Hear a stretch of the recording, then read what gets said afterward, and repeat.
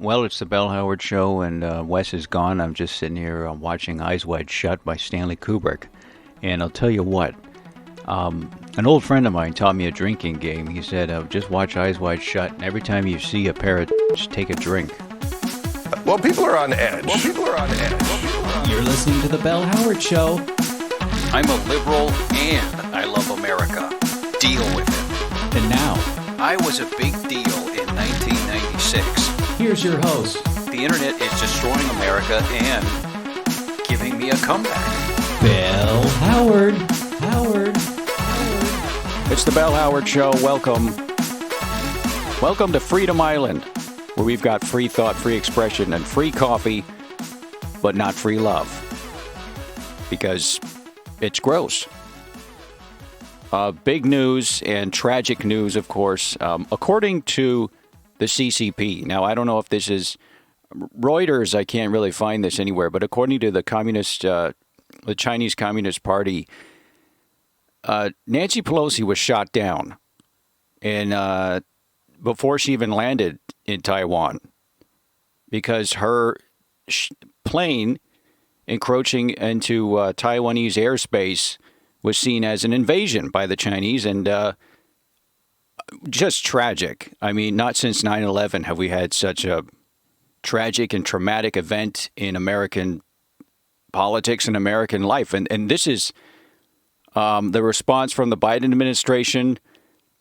Very subdued. They're not saying much, which is wise, I think. You don't want to stoke the fires of war here like you did in the like you're doing in the Ukraine. I mean, we don't have anyone else to fight this fight right now. Maybe Japan, I don't know. But we can't do it directly, so it's wise to kind of lay back. Here's a clip from Chinese media. Here, it's translated. Wes's family in San Diego, they're Chinese Americans, and they helped translate this for us. Here it is.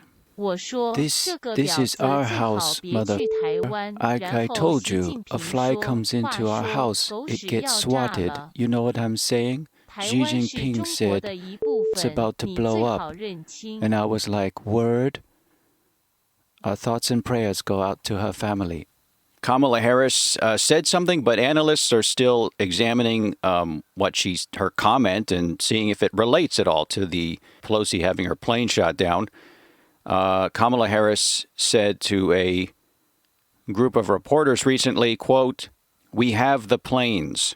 You need a plane. If you want to fly to Asia, you need a plane." You know, it's true, but we still don't know what it means or what it's referring to. And then, of course, Kamala Harris laughed, but respectfully, because I think even she recognizes the gravity of the situation. It's like a child, a 4 or 5-year-old at a funeral. They know something's going on. They can sense the gravity of the situation, and they cry or laugh. And I think that's just Kamala Harris. That's her way of coping with things. Back to Eyes Wide Shut. I'm watching Eyes Wide Shut, doing a drinking game my buddy taught me a few years ago. He said, watch Eyes Wide Shut, and every time you see a pair of breasts, take a drink. And so halfway through the movie, I'm 5 sheets to the wind, that old sailing term, which I don't understand. But anyway, it's just me. Wes is, of course, in San Diego with his family that he met on the internet. I'm just here with Johnny Walker Red. That's all we had around here in the house. And I don't want to go to the liquor store because of, monkeypox. COVID's fine. It's out there. I probably had it a few times, but monkeypox, you don't want to get that because then people start to look at you funny. So, Eyes Wide Shut, wasn't that Kubrick's warning to the world about Jeffrey Epstein? He was talking about sex trafficking. I mean, that's what the movie's about. It's not about this guy trying to get laid and jealous about his wife's fantasy about this some sailor guy. These women in the movie, they're being trafficked, but, of course, they're at the Eyes Wide Shut party, which is kind of the top tier of that's kind of the top tier. That's the A team. Sex trafficking starts lower, all the way down at the bottom with motel maids who are probably illegal immigrants in Arizona getting kidnapped and then forced to work in other motels across America. And it goes up from there level by level until you get to the Eyes Wide Shut mansion, where that's where the money's good, and maybe you don't have as many venereal diseases. I mean, who knows? But everybody focuses on the Illuminati in that movie. Oh, the Illuminati magic sex ritual that they're doing, and so he showed what's really going on, and that's why Kubrick died. I don't think so. That guy didn't sleep, and he had, by all accounts, an atrocious diet. And that's taxing on a man in his 70s, and he died. He was an obsessive compulsive. He couldn't sleep once he was obsessed with a project and a subject. He would devour it. He would spend all night researching it, and probably forego many meals. And his ticker couldn't take it anymore, and it just gave out on him. But God bless him, he gave us the best movies ever made. I think Eyes Wide Shut was warning us about Jeffrey Epstein and the dark world of human trafficking, especially sex trafficking, which sometimes involves, according to Eyes Wide Shut, sex rituals which help these elite continue their satanic empire. And that was supposed to be the big takeaway of this movie, like the elite are behind the scenes involved in these elaborate sex rituals, which helps them, I don't know, hold power over us. I mean, I remember sex ritual. In the 1970s, I think I took a learning annex course in sex magic. So back then, everyone was doing it. Now it's satanic, I guess. But this movie, I think, reveals the sex trafficking industry, and it shows that there's different tiers, obviously. There's the Eyes Wide Shut tier, which, that's the A team. If you look at the movie, they're all beautiful girls, but basically New York actresses and models supplementing their income. There's an interesting article here I just saw in Dead Meat Beat, which is a blog that is almost 100% written by AI. You have the Eyes Wide Shut sex party at the Rothschild's house.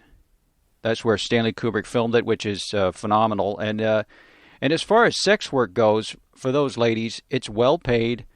They have dental, so it's pretty good. They were probably trafficked from Eastern Europe, but to go from a Ukrainian strip club to the Saturn sex cult party in the Rothschild's house, I don't think anyone's complaining.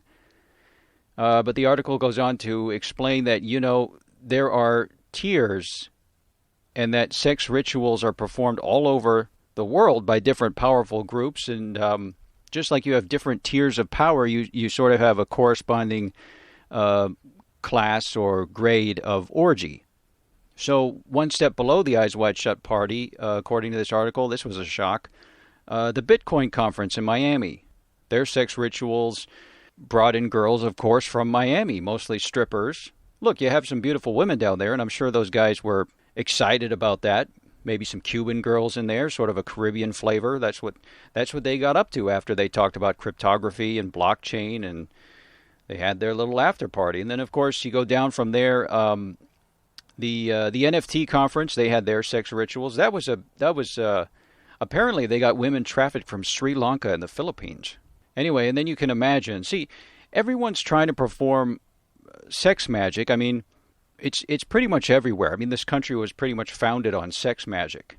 It's basically the lifeblood of capitalism and the banking system. I mean, I know I'm going into Alex Jones territory here, but that's how men have formed bonds throughout history. If you're watching your friend with another beautiful woman while you're with another beautiful woman in the same room, everyone's having a good time, and you kind of look at your friend in the eye, and you don't have to say anything. You and your friend make eye contact, and you're thinking the same thing. We did it, buddy. We did it. Guys are like that. The list goes on here. The sex rituals and sex parties all across this land of ours. They mentioned the Marriott Regional Managers Conference. Mostly poor girls from El Salvador. So this is what Epstein and Weinstein, this is what they meant. The fact that they went down, and it's the end of this sort of thing. And I say good, of course. I mean, their crimes have come to light. These horrible men are gone. And Kubrick was, I think, an early pioneer in the Me Too movement in this sense. I mean, he was hashtag Me Too before we had hashtags. And then he was killed. I mean, he died of a heart attack. So I was looking at mail order brides from Ukraine. But actually, look, these women are all voluntarily putting their picture and profile up online. No one is coercing them. It is verified by a third-party app I got on my phone here. It's called Erotica, and the Eurasian Singles app. I used to see their billboards in Azerbaijan. So no funny business. But I got a lot of flack last week for saying I was looking online for love and how, people said, oh, you're just furthering the exploitation of these women. And okay, I get it. I don't want to marry them and trap them in my one-bedroom bungalow here. I'm not into that. Okay, I like I said last week, they can stay in a hotel. So I thought, okay, you know what? I'm always talking about how the internet is destroying our lives. Let's do things the old school way. I wanted to go to just a good old-fashioned event where I could see people face to face. So I found an event that I thought would be nice. It's called the Beet Meat Festival. That's beet as in the red vegetable and meat as in meeting. It was nice. It gives the beet farmers and the local craft beer makers the chance to meet and mingle and realize that they're all just potheads. A lot of wacky tobacco in the air, but some great music, which nobody could really locate. There wasn't a stage or a set of speakers anywhere that I could see, but there was music, which was weird but cool.